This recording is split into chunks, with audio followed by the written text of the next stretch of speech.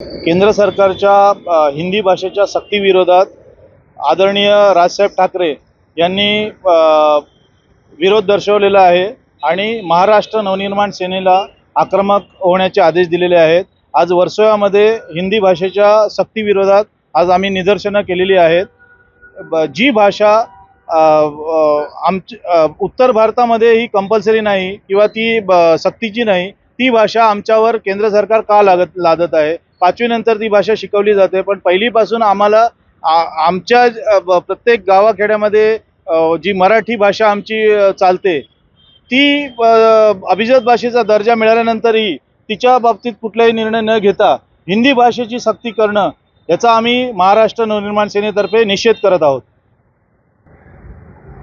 येणाऱ्या दिवसामध्ये जर शासनाने हा जी.आर. रद्द केला नाही तर मुंबईमधल्या उत्तर भारतीय जेवढे हिंदी पट्ट्यातले आणि गाय पट्ट्यातले नेते जे या मुंबईमध्ये स्थिरावलेले आहेत, त्या मुंबईतल्या उत्तर भारतीय नेत्यांना महाराष्ट्र नवनिर्माण सेना रस्त्यावर फिरायला देणार नाही, हा आमचा इशारा आहे।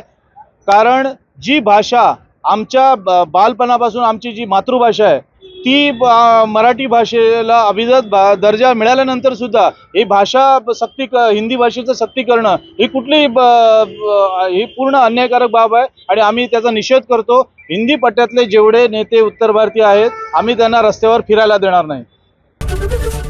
एबीपी माझा, उघडा डोळे बघा नीट।